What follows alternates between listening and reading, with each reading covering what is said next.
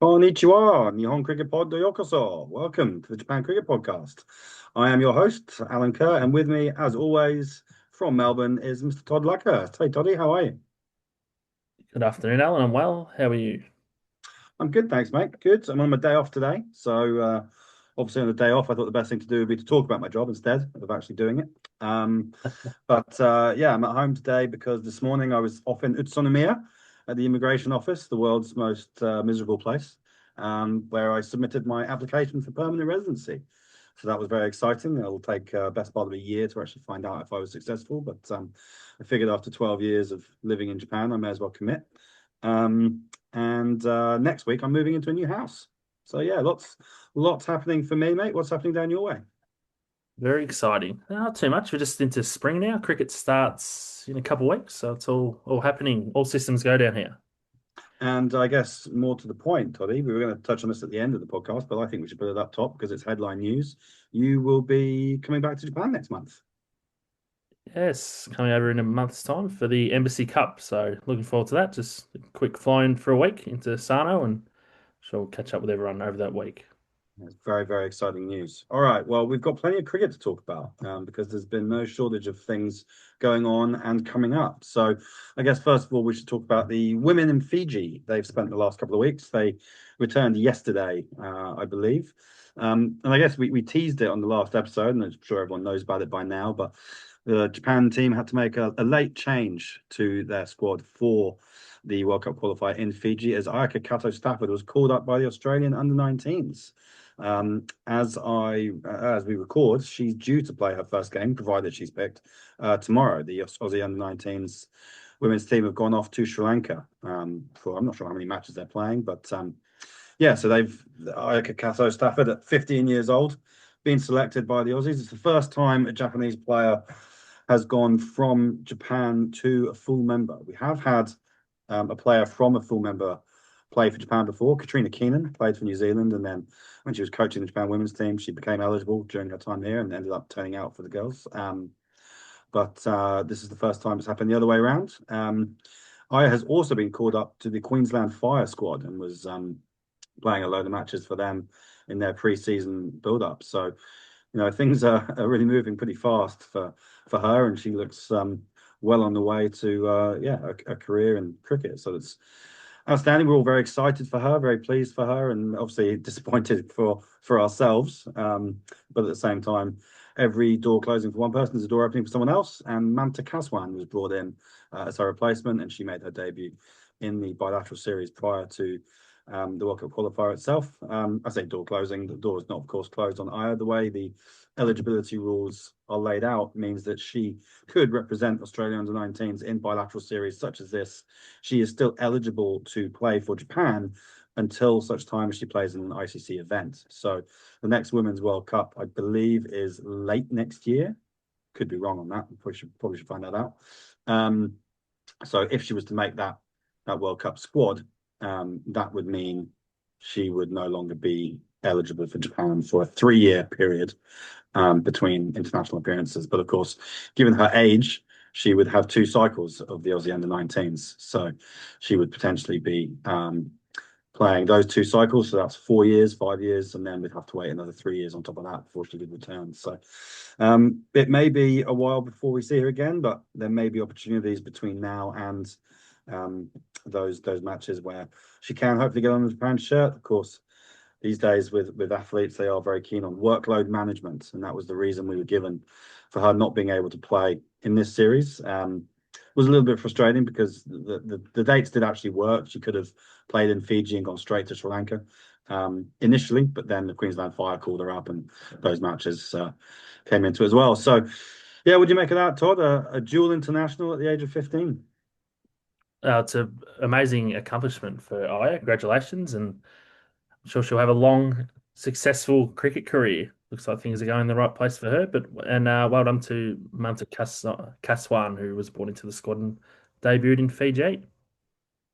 Yeah, it's certainly exciting for the whole Cato Stafford family. Of course, Aya's older brother Kaz in and around the men's squad and will be a leading light, I suspect, at the under 19 World Cup coming up. So those guys got a fair bit of cricket on their plate. So yeah, it's definitely an exciting time. I've known Aya. I reckon I first met Aya when she was like 8 or 9 years old. So seeing her develop as she has, and yeah, it's cool, definitely. Of course, we kind of had an inkling that this might be on the cards at some point, but probably has happened a little bit faster than we all expected. That being said, the girls had a tournament to focus on. I think they did that pretty well. They went over and played a couple of games against Fiji in advance of the tournament. You going to run us through those, Todd? Yeah, so there's a bilateral series, Japan playing Fiji, of course, the lead up into the World Cup qualifier. So we had Japan actually won the series 2-0. Run through the games. So two games. First game, Japan batting first, made 155 for 5 with Mai Yanagita 43 off 37 and Hiya Chandal 36 off 36. Then Japan bowled Fiji all out for 51 with Erika Toguchi Quinn picking up 5 for 6 off 3.3 overs. Then moving into game two, Japan batting first were 120 all out with Shimako Kato getting 21 off 27. In reply, Fiji managed 97 for 7 with Mai Yanagita picking up 2 wickets. So I think it was a worthwhile warm-up bilateral series before the World Cup qualifiers. Yeah, I'm going to throw you under the bus here, Tolly. Those games are the other way around, mate. The the closer game was actually the first one, and then in the second game we put up 150 and bowled them out for 50. So I think that first game, was imperfect. I think it was all right, but it was straight. They're off the plane. They're off the plane training session play. I think so. Not a lot of acclimatization time, and I think that was a bit of rust in that first performance. But then to see them come out in that second game and make what was at the time their highest ever T20 international score of 155 was pretty good going. And yeah, it's bowl Fiji all out for 51 showed that things were in order with the bowling attack as well. So I think there was a lot of confidence taken from those two games. The one thing that the girls did learn was just the conditions of the playing arena. Something that perhaps we'll get onto, but yeah, the outfield was pretty tough to play on, I think, and certainly pretty uneven. It's basically a public park with a couple of strips down, a couple of mats laid down, and there's a main road that goes past. Every now and again, the ball just goes out onto the road. Cars going past.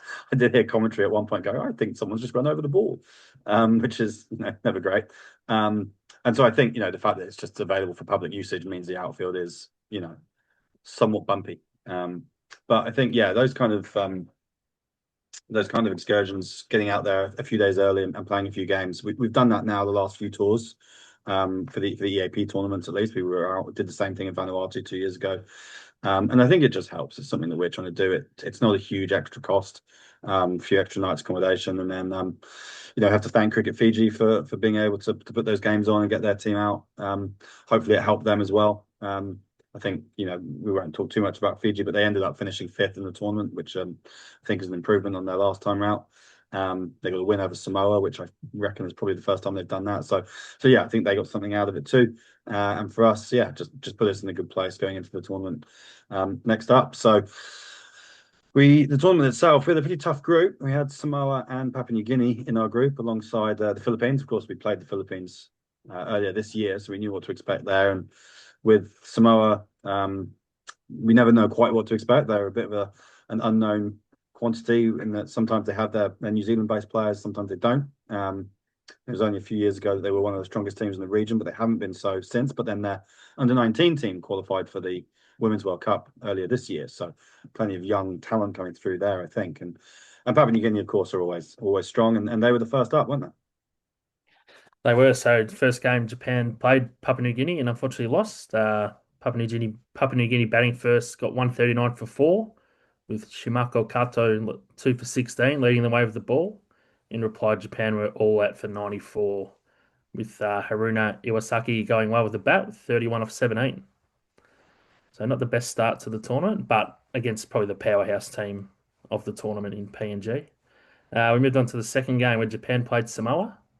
Japan batting first, 133 for 5, with Mai Yanagita getting 40 off 36, Erika Ora 27 off 36, and Haruna Iwasaki getting runs again with 24 off 18, leading the way with the bat. In reply, Samoa 62 all out, with Yasumoto getting 4 for 11 and Taguchi Quinn 2 for 14, the leading wicket takers.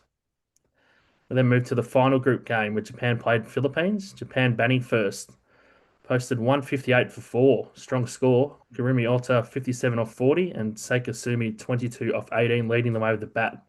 In reply, Philippines are all at 47 with Shimako Kato, Ayumi Fujikawa and Kurumi Ota picking up 2 wickets each. This meant Japan would finish second in Group A and qualify for the semi-finals where they took on the winners of Group B, which was Vanuatu. Strong group games for Japan, Alan.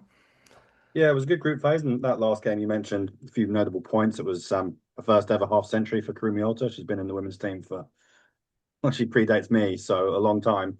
So great to see her, getting an opportunity to bat up the order and make a few runs, and that was or is Japan's highest T20 international score now. So it passed the score in that second game against Fiji, which is cool. One thing I want to note about that one as well, which I noticed watching it, was a few opportunities given to different people. So Maya Nagita had been batting at 3 in every game up to that point, I think, and she just slid down the order and let other people have a go. Ended up not batting in that game, and we'll touch on this again when we finish the last couple of games. But it was an interesting choice to make in that she finished the tournament with 150 odd runs, I think, in the end, and had she played that game, she may well have been pushing the 200 mark. And it was interesting that the Papua New Guinea player, the opener, Konyo Owala, she made 120 against the Philippines, which certainly boosted the run tally there. And I think for us, the reason that other people were given a chance in that game was because, unfortunately, Haruna Iwasaki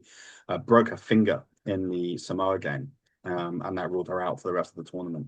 So that was a real disappointment because Haruna had been going pretty well. She struggled earlier this season playing on the turf in Sano, but I think being back in the synthetic again, she was looking pretty happy. And even by the end of the tournament, although she only played the 2 games, she actually had the highest strike rate, I think, striking at like 140 in the 2 innings that she'd had, and made a couple of 20s. And as we look at the results that came on later, she'd made runs against Papua New Guinea, and we fell a bit short in the final 2 games, and an extra 20, 30 runs off 15, 20 balls may well have made a difference. But the important thing was we got those 2 wins. The Samoa game was particularly satisfying in that Samoa would actually go on and beat Papua New Guinea in the final group game.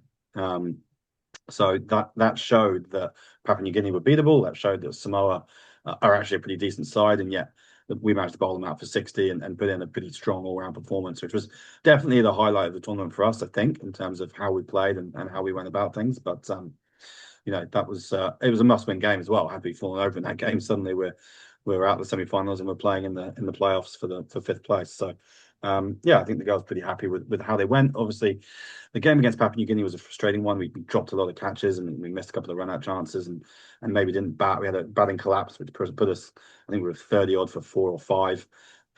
Middle order kind of fell in a heap, really. And then Haruna managed to get a few runs late on. But it's a game of missed chances, and that's a little bit frustrating because, of course, we had gone out there early and tried to be prepared, and actually we managed to not play our best game in the one game that we really needed to. But other than that, those other 2 wins, that put us at that point 4 wins out of 5 on the tour, which at that point was a pretty good place to be. And that was kind of the minimum requirement, I think, going into this tournament was to make the semi-finals.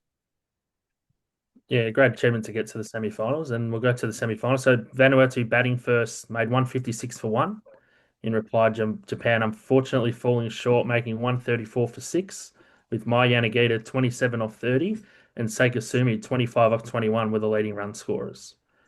But that wasn't the last game because Japan got to play in a 3rd-place playoff, which Japan made 125 for 7, with Mai Yanagita a career best 67 from 50 balls. Well done. Before Yasumoto took 2 early wickets to give Japan a sniff.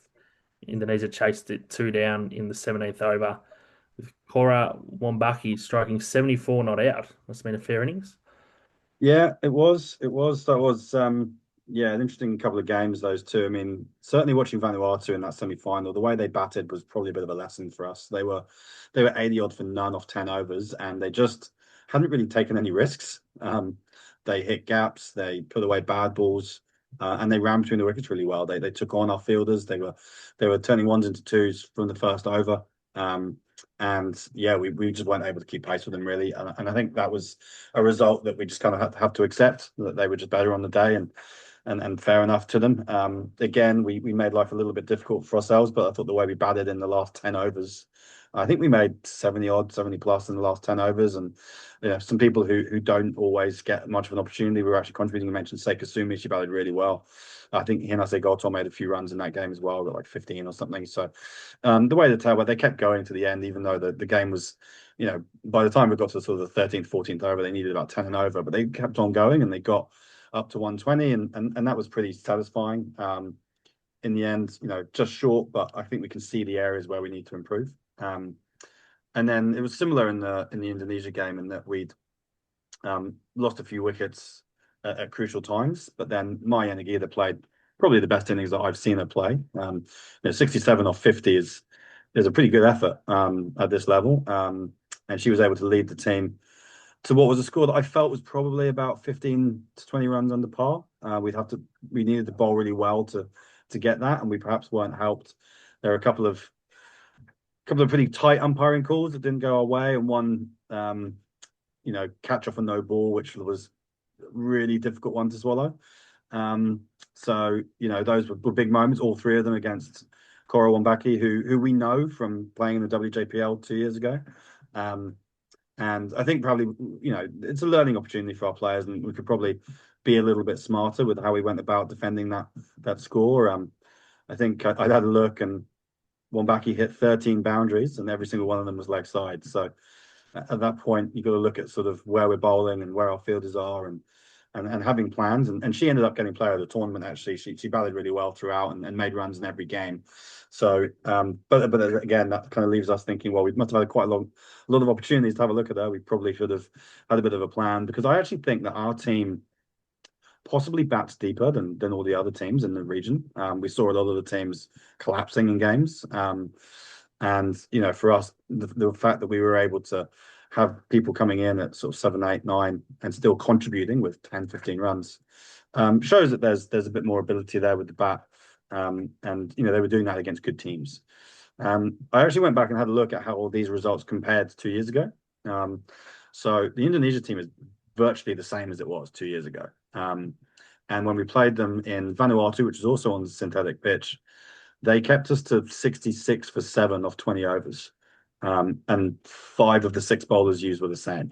So we've gone from scoring 66 against them 2 years ago to 125 this time. We've almost doubled our scores. So I think that shows the signs of improvement. Last time out, we finished 4th out of 7 in this tournament.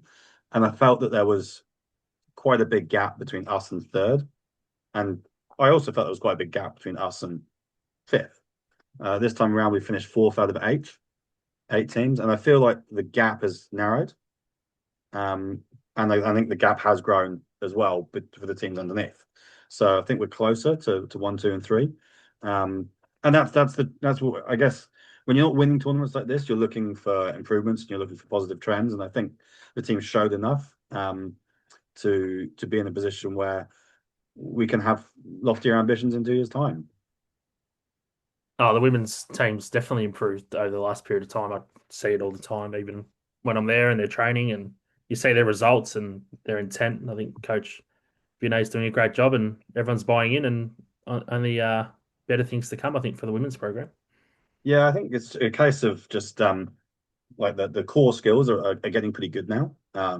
It's probably just a case of game management and sort of tactical smarts, and again, just drilling down on catching, fielding is probably the main things to do. And I'm definitely very positive around where the team is. I also had a look. I was just looking at something else, but I think I saw that 7 of the team are still 24 or under, which, provided we can keep these players together and keep them as a group, will hold us in good stead. And along with that, we're looking to form the Japan Under-19 women's team next year. So hopefully there will be a bit of a pipeline of players coming through as well. And yeah, I think all in all that sets the team up pretty well for the future. Yeah, most definitely exciting times ahead for the women's program. So moving away from the World Cup qualifier that's happened, I guess we should talk about the World Cup qualifier that's coming up, Todd. Because I will be packing my bags and flying to the Middle East in just a couple of weeks. Yeah, it's very exciting for the men's tour to Oman. Nice So and the hot over squad, there, Alan. Had a look at the weather yesterday, and I think it was early in the morning. I think it was 11 a.m. and it feels like it was 44. So sure you're going to yeah, enjoy your time out. it's going to be awesome. I can't wait. I love the heat. You know me, Todd. Yeah, I can't get enough of the hot weather. I love it. So yeah, so I'll be packing some sun cream, packing some hats, and I might get one of those portable fans that you see the Japanese walking around with, and just have that permanently attached to my face. But yeah, the squad was named since we last spoke, and yeah, I think it's a pretty good looking squad. Did you want to run through that? Yeah, I don't have the full squad in front of me, Don't but have it to hand. Well, we were looking at the squad that went to Sri Lanka, and there was just the three guys who ultimately missed out, which were the three Ks, Piyush Kumbare, Kazuma Kato Stafford, and Kohei Kubota were the three guys who missed out. All probably, pretty close. I know that Piyush has been such an important part of the men's team for the last, 4 years or so, since he broke in. So really tough on him, but I guess ultimately, with the emergence of Charlie Harrow Hinz, that's made it pretty difficult. Charlie's such a good batter, good fielder as well, and the other one is Abdul Samad, who's been going really well domestically and went pretty well in Sri Lanka, and I think it just done enough to move ahead of him. Piyush is living in the US now and playing his cricket over there, and it's hard for him to maintain that level, and we don't see him as much. So I think tough on Pierce. He's still part of the squad, but did we really need three left arm spinners? Probably not. I think the other two had just snuck ahead of him. Fast bowlers always difficult. The reality is that our two leading bowlers, seam bowlers, are Declan Suzuki and Rao Sakurano, and they're both our two best fielders, as well as guys who are capable of batting in the top or middle order as well. So for Kaz and for Kubo, without the same being at the same levels as those guys are with the bat and in the field, probably a bit unlucky to miss out. I think for Kaz, he's someone who's, as we mentioned before, he's got the under-19 World Cup to look forward to, potentially a Premier Cup and an Asia Cup coming up as well. So, he's got a lot of cricket still to play. He's still a young fella, so his time will definitely come. And I think for him, hopefully, he just takes being part of that squad in Sri Lanka as a sign that the selectors believe in him, and that he's someone that's very much part of the group going forward. What did you make of this selection, Toddy? Do you feel that difficult decisions were got right? Oh, it's always hard, isn't it, to fit a big squad into a touring squad. But yeah, I think the balance is good, and unfortunately, there's always somewhere we have to miss out. But I'm sure everyone will be cheering on the Japan squad.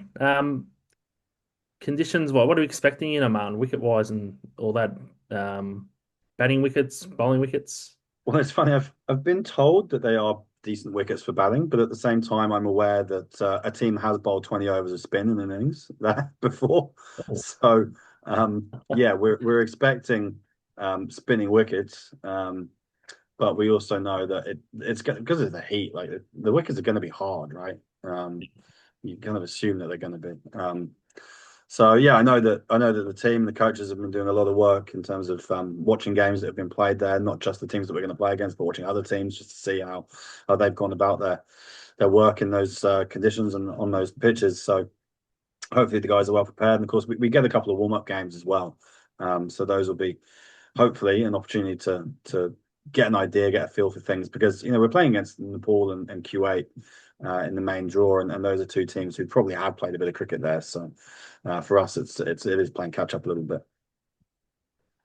of course, two warm-up games. The first one on Friday, 3rd of October versus Samoa, and news coming through a couple of weeks ago, Ross Taylor's representing Samoa.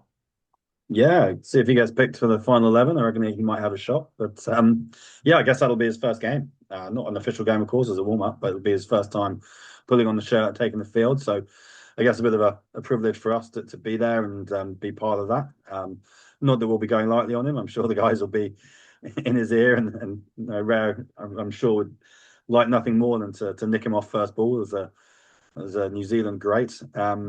but no, look, it adds a bit of interest and a bit of intrigue into the tournament. It's been cool, actually. I've seen, you know, as a British guy, I follow the BBC Sport most days, and you know, the Ross Taylor story was on that on the BBC homepage. And when something like that happens, it actually just shines a light on the fact that the tournament is happening, and then they list all the teams, and you know, you see Japan are in there, and it's the kind of thing that, you know, if I was living in England and had never had anything to do with Japan cricket, I would have read that story and I'd be like, oh, Japan are playing in it. You know, it's the kind of thing that just helps get us out there. It helps, you know, with that sort of overall promotion of sport and of cricket away from the major nations. And so for me, when you see, and it was interesting because I read the piece. There's a really good piece actually on the ICC website that Daniel Beswick did. He did an interview with Ross Taylor about his decision, and he said about how he'd spoken to, you know, Joe Burns, who's obviously representing Ireland, and some of these guys who are giving back to other countries, and he'd seen it, but he'd done a little bit as well. He's was coaching with Papua New Guinea in the past. He's like, you know, being able to shine a light and promote cricket in these areas and pass on knowledge and expertise is kind of what he wants to be able to do. And yeah, I think it's great that that's happening. And it would please me no end if Samoa were able to get a couple of results in this tournament as well, because you know, the EAP region needs strong teams, and teams that are knocking over some of the Asian teams. So yeah, if Ross can help him do that, that'd be great. Hopefully he doesn't do too much damage against us. Hopefully we can, like I say, nick him off early. But look, it'll be great to have players of that standard who are there. So it just raises the level for everybody, I think. Yeah, it definitely does, and very exciting for all Japan players to play against Ross Taylor. And of course, that game's a night game, 7 p.m. start. I'm not sure what the Yeah, time I was just conversion about to is. say. So, I mean, yeah, playing under lights, I doubt many of our guys have done that. Our training session has been put under lights, our official training session. So we'll get a little bit of an opportunity just to do some catching drills. I'm sure some of the guys, like, you know, I know that when the under-19s went to Darwin, they got given a training session under lights, and we're a bit like, oh, geez, you know, taking catches out the floodlights is very different. So yeah, I think that'll be a good occasion. In terms of the time difference, I'm not sure what the time difference is. It's probably 4 or 5 hours, and they're probably going to be behind us. So I don't know. I've been asking. I don't know if the warm-up games are streamed. I'm going to assume that they're not, but they might be. So I will try and dig that out and get it out on JCA socials as and when we find out. But obviously the other games will be streamed, and hopefully everyone will be tuning into ICC TV to watch them. Definitely. Just having a look at the time difference. It's midnight JST time, 7 p.m. in Mm. Oman. And the second warm-up game is on Saturday, the 5th of October versus UAE. It'll be a 2:30 start, so about 7:30 p.m. JST time. Yeah, well, that's perfect timing, isn't it? 7:30 in the evening in Japan to stick on TV and watch the games. Hopefully that will be get a few people watching after work. And then moving into the tournament, we've got the first game on Thursday, the 9th of October versus Kuwait, 2:30 start, followed by the next day, the second game. So back to back, Friday, the 10th of October versus Nepal. And for interest, Group A is made up of UAE, Malaysia, and Qatar. The Group C is Oman, PNG, and Samoa. Yeah, one thing that didn't touch on there is that actually Nepal and Kuwait play each other on the 7th, or on the 8th. So the day before we start. So Kuwait go back to back. They play Nepal on the 8th, us on the 9th, and Nepal get a rest in between. So we'll be able to go and watch that game. So we'll be able to see them play, see how the pitch plays. They'll be playing under lights. It's an evening game, that one. So you know, that's probably, you know, a good thing for us to be able to go and see those games in the flesh, and then you know, we'll be ready to take them on. You know, certainly that Q8 game is the big one, because you know, you only need to win one game to go through to the second stage. We know that Nepal are going to be a really tough team to beat. They're such a strong cricketing nation, and you know, they'll have a lot of there'll probably be a lot of emotion around this tournament for the Nepalese. I don't know how much you've been following the situation in Nepal, but a lot of civil unrest there. You know, I've got a personal connection with Nepal. Spent quite a bit of time out there. sort of 15 years ago. Got some friends there, and I was there actually the last time there were big riots and demonstrations in 2008. So seeing all this stuff happen again, I'm sure that will give the players a lot of extra motivation to try and put some smiles back on faces. There was an absolutely incredible photograph of their political sort of headquarters, their version of the White House, completely ablaze. It was mad. It was like something out of one of these disaster films that you see. So yeah, Nepal, they're going to be very, very tough to take on. And Kuwait, we don't know a lot about. They're ranked higher than us, so we know that we're going into these matches as underdogs. But at the same time, underdogs win games from time to time. So hopefully, we're going to be on the side of one of those upsets.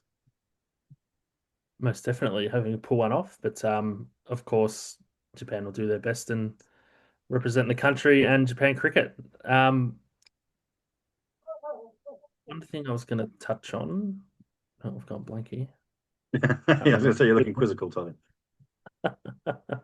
I did say that photo of that maybe Parliament building in Parliament building, yeah, amazing photo. yeah. Yeah, a bit of unrest there, but you're right. Nepal, such a strong cricketing nation, and they'll be pumped after the civil unrest in Nepal and be hard to beat. But it is a game of cricket, and upsets do happen.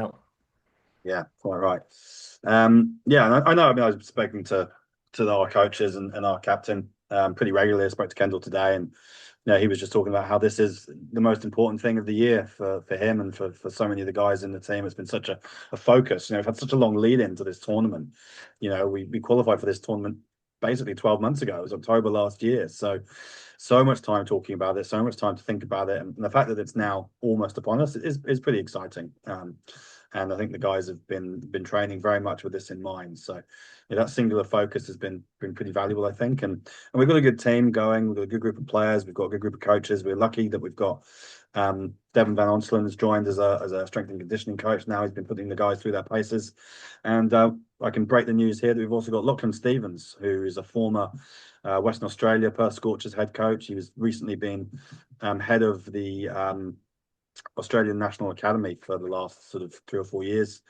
He stepped down from that at the start of this season. He's currently Director of Cricket at University of Queensland. We know Lockie from our relationship with Cricket Victoria. He came over here in 2016. He actually coached the women's team in a tournament when he was, at that time, he was head coach of the Melbourne Renegades women's team. He's also coached the Bushrangers, the Victorian Bushrangers.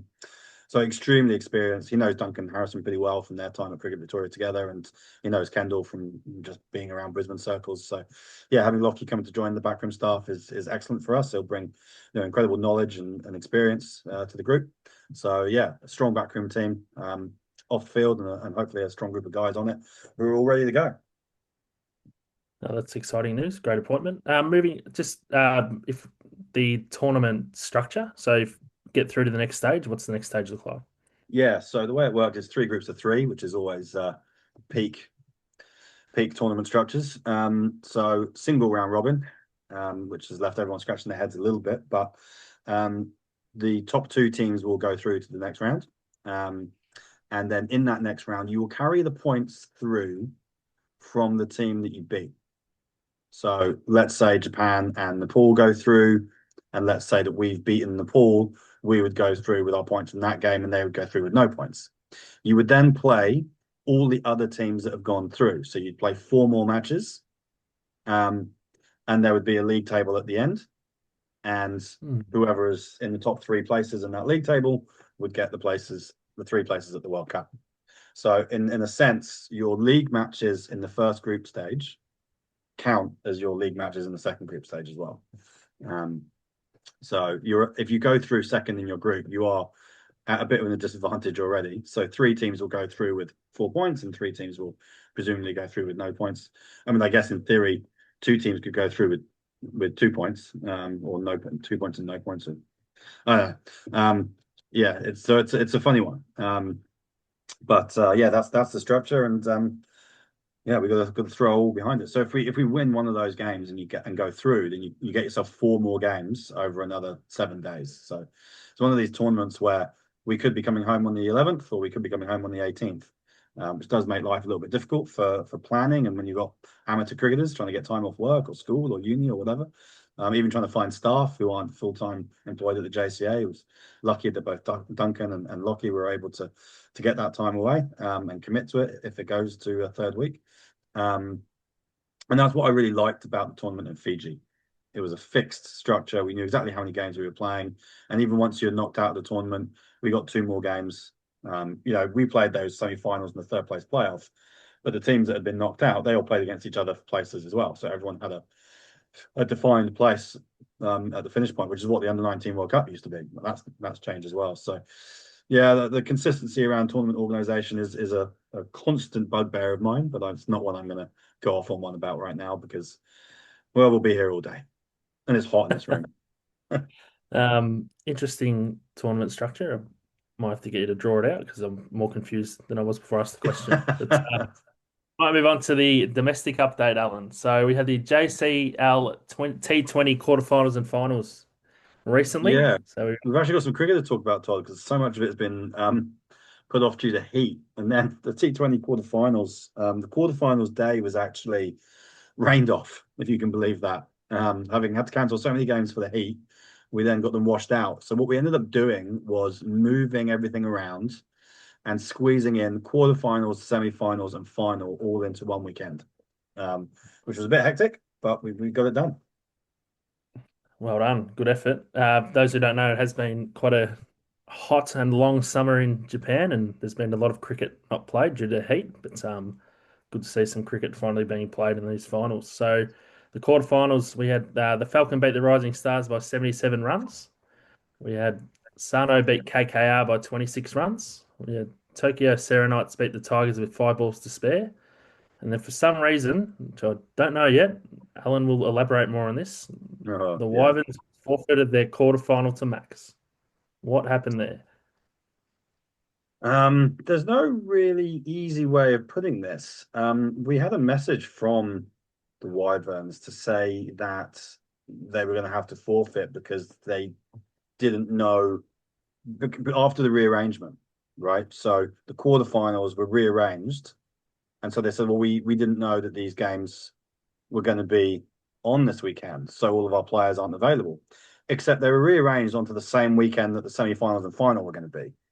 So they either didn't expect to get to the semi-finals, or they just missed a trick somewhere. But yeah, really, really disappointing. We never want to see any teams forfeiting games at any point, but forfeiting a knockout,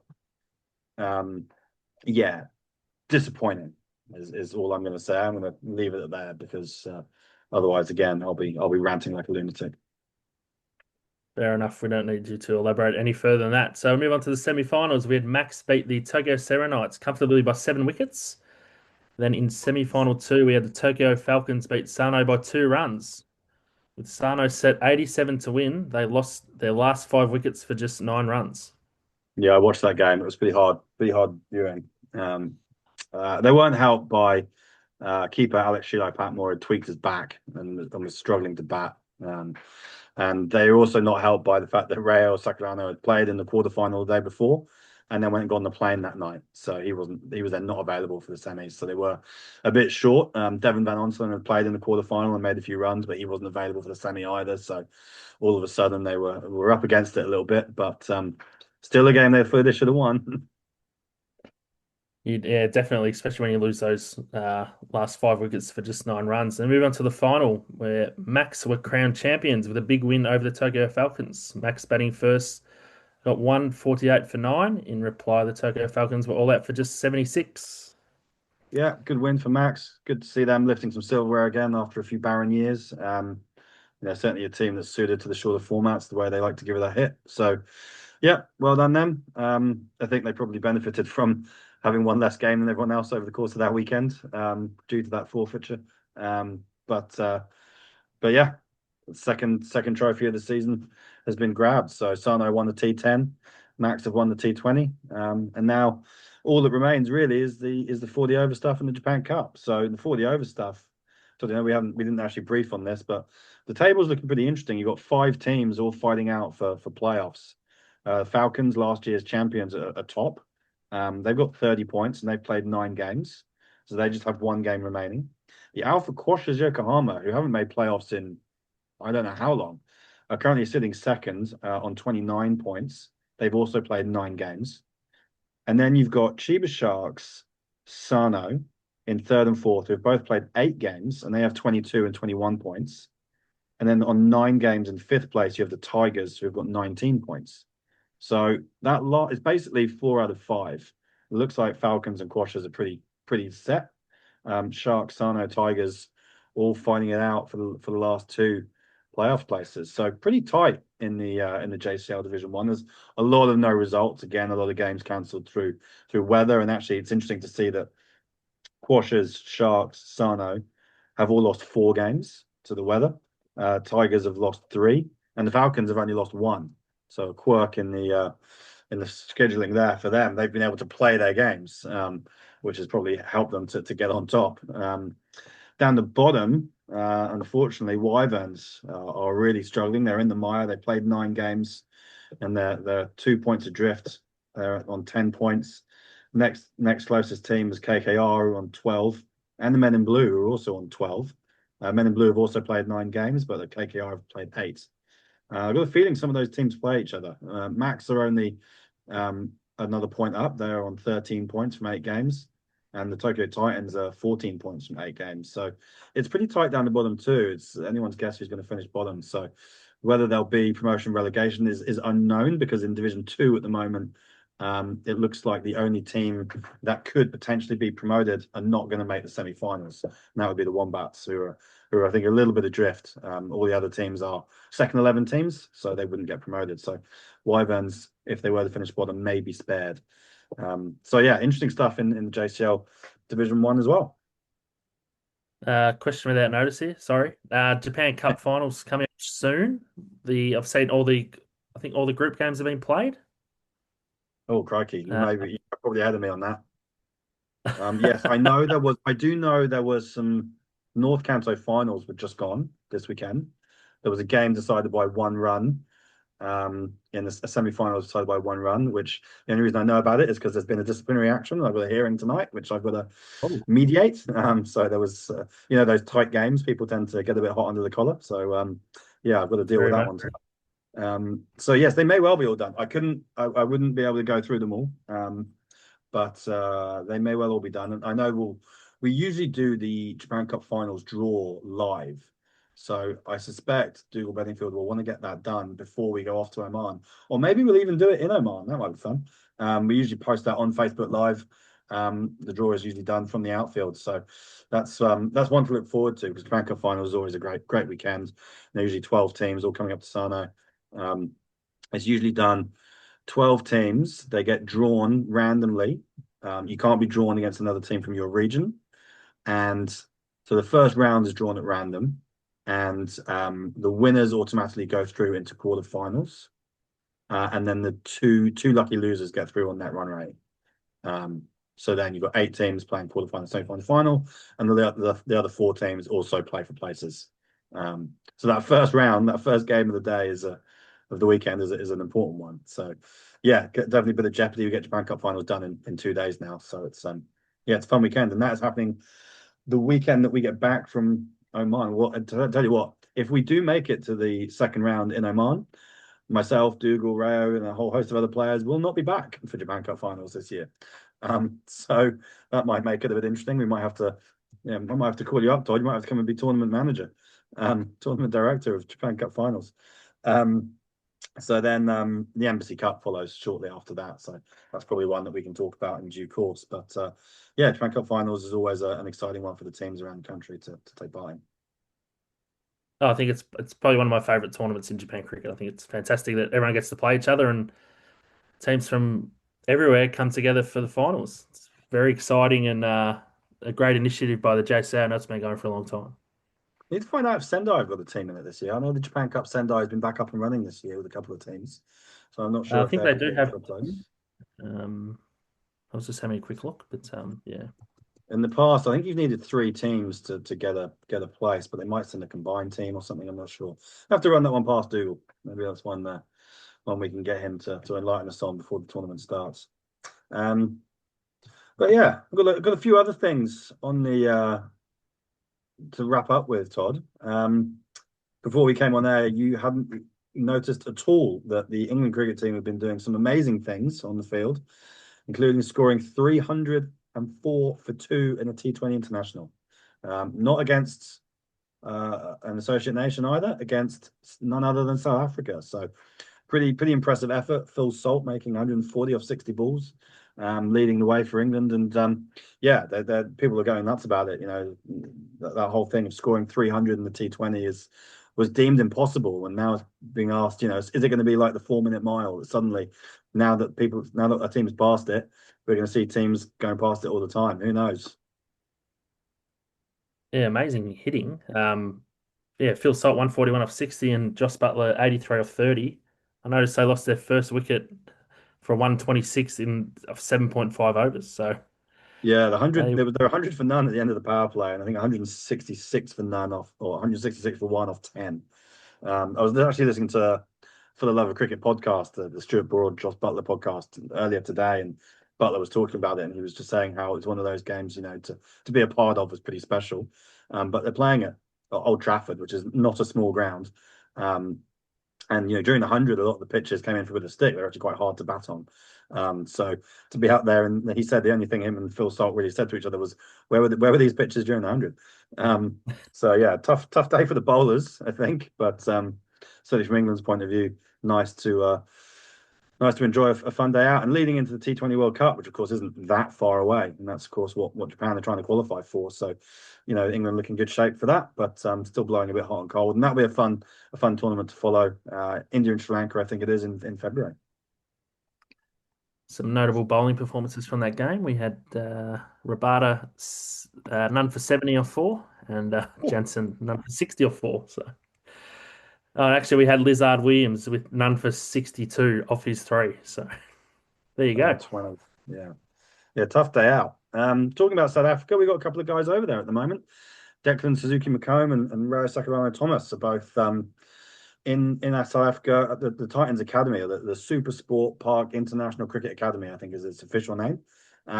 So those two guys have gone out there as part of their preparation leading up to Oman, and they were lucky enough to have a couple of power hitting sessions with none other than AB de Villiers. I don't know if you saw that photo on social media, Todd. I've been following the boys' trip on the social media on Instagram, and they've been doing like a lot of things, haven't they? They've had that session. I've seen they've been on safari.